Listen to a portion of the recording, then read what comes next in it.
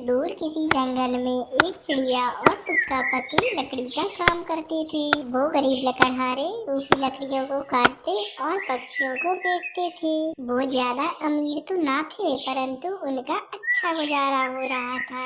एक दिन एक कौवा और कव्वी उनके पास आते हैं। लकड़हारे जी, हमें अपना घर बनवाना है, कितने रुपए में लकड़ियाँ दोगे?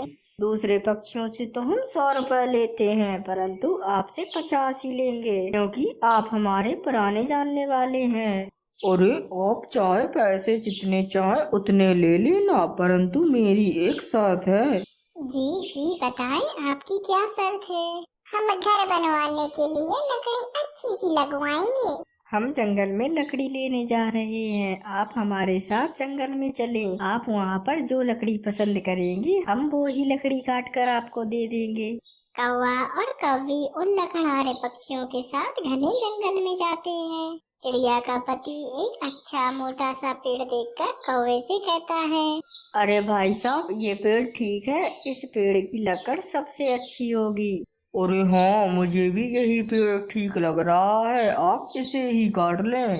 फिर वो लकड़हारा पक्षी अपना कुल्हाड़ा चलाता है। फिर वो जैसे ही अपना कुल्हाड़ा चलाता है तो उस पेड़ में से एक आवाज आती है, मैं एक अच्छा पेड़ हूँ, आप मुझे ना काटना, बदले में आप मुझसे जो मांगोगे मैं वो दूंगा।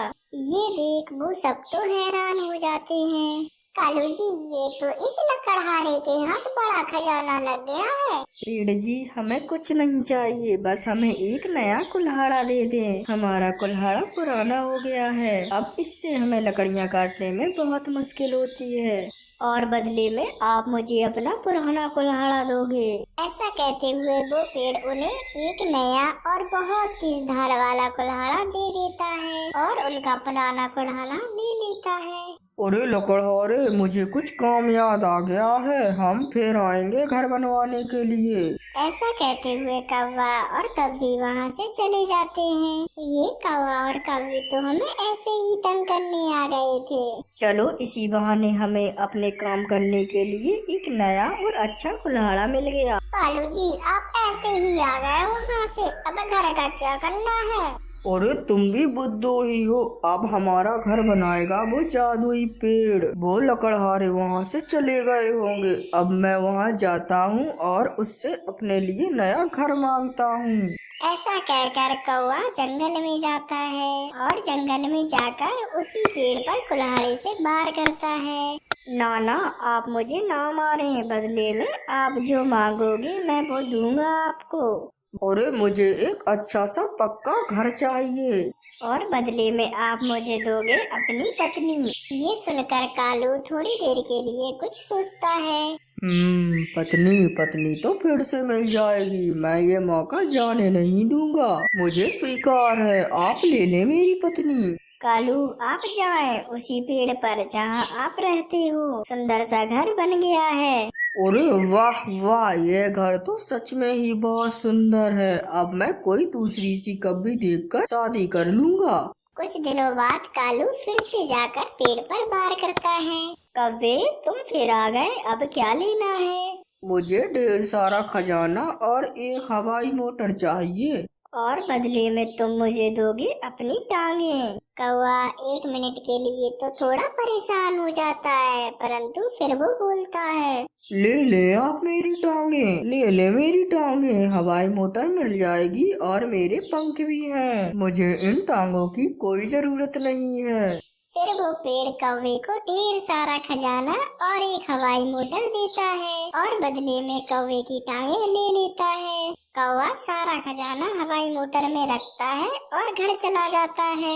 वो तो अब पूरे जंगल में सबसे अमीर पक्षी बन गया था। महल जैसा घर, बहुत सारा सोना और हीरे जवाहरात। अरे मैं टांगों के बिना जी सकता हूँ, परंतु इस धन और दौलत के बिना जीना बड़ी मुश्किल है। अभी कुछ ही दिन गुजरते हैं कि कौवे के मन में विचार आता है, क्यों ना मैं पत्नी उस जादुई पेड़ से ही ले लूं, बदले में वो जो मांगेगा मैं उसे दे दूंगा। ऐसा सोचकर वो कालू कौवा अपनी हवाई मोटर में बैठकर फिर से उस पेड़ के पास जाता है। वो कुल्हाड़ा चलाता है और पेड़ पूछता है, अब क्या लेना है? मैं नहीं काटूंगा आपको अगर मुझे आप एक नई और सुंदर सी पत्नी दे दें। और बदले में दोगे तुम मुझे अपनी आँखें। अरे आंखें? हाँ हाँ ले लो आंखें। मैं थोड़ी ना आंखों से भोजन खाऊंगा, भोजन तो मैं अपनी चोंच से ही खाऊंगा। फिर वो पेड़ एक सुंदर सी कौवी कौवे को दे देता है और कौवे की आँखें ले लेता है। और कोई फर्क नहीं पड़ता अगर मैं अंधा हूँ, अब आप मेरी पत्नी हो। मैंने अपनी आंखें देकर उस पेड़ से लिया है। अब मुझे जल्दी से मेरी हवाई मोटर पर बिठाओ और जंगल के सबसे अच्छे घर में ले चलो। उस चिड़िया की तो अभी नई नई शादी हुई थी। वो अपनी शादी में बहुत नई नई आशाएं भी लेकर आई थी। वो सोच रही थी कि अब वो नए और खुशियों भरे जीवन की शुरुआत करने जा रही है। अब तो उसके जिंदगी में दुखों का नाम ही नहीं होगा। परंतु उसे तो पता ही ना था कि परीक्षा तो अभी उसके भाग में है। देखें जी, आज घर में खाने को कुछ भी नहीं बचा। जितना था कल सब खत्म हो गया। दूसरे जंगल में बाढ़ आने से काम धंधा सब बंद पड़ गया है। अब ना जाने मुझे कितने दिन बिना काम के ही रहना पड़ेगा। ऐसे कैसे चलेगा? अब तो हमें और भी जरूरत है पैसों की। आप चिंता ना करें, भगवान कुछ न कुछ अच्छा ही करेगा। और ऐसे ही कुछ दिन और कुछ रातें गुजर जाती हैं। तभी अचानक से उनके घर पर दस्तक होती है। रुको मैं देखता हूँ। जी बोले, क्या काम है? आपको किससे मिलना है? अरे भाई चिड़े, तुमने जो मुझसे कर्ज लिया था अपनी माँ के इलाज के लिए, अब उसका वक्त पूरा हो चुका है। आप मुझे कल तक मेरे पैसे वापस कर दे, नहीं तो मैं कल तुम्हारा घर नीलाम कर लूँगा। वो पक्षी इतना कहकर वापस चला जाता है। क्या हुआ? क्या कह रहा था वो पक्षी? मुझे भी तो बताओ। माँ के इलाज के लिए कुछ पैसे उधार लिया था, वो पैसे मांगने के लिए आया था। मैं उसके पैसे वापस ना कर सका, पर अब वो कल हमारा घर नीलाम करने जा रहे हैं।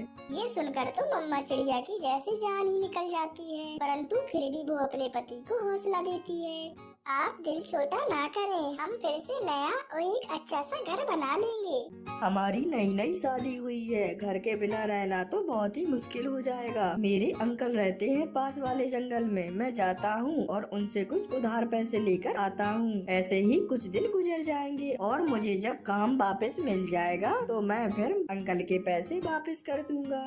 अब तो रात हो गई है, आप कैसे जाएंगे? कल आने से पहले मुझे कुछ न कुछ करना ही होगा। मुझे ना रोको, मुझे तो अब जाना ही होगा। कुछ भी हो जाए मैं कर लूँगा।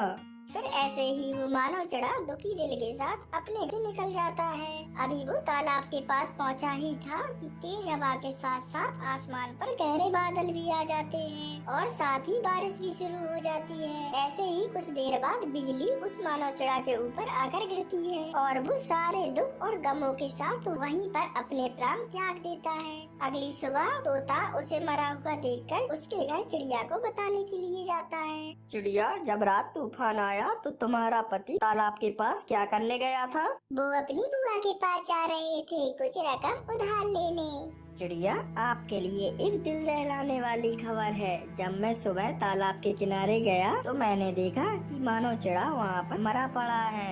नहीं तोते भैया, वो मुझे ऐसे दुखों में छोड़कर नहीं जा सकते। चिड़िया, मुसीबत को तो मानना ही पड़ता है।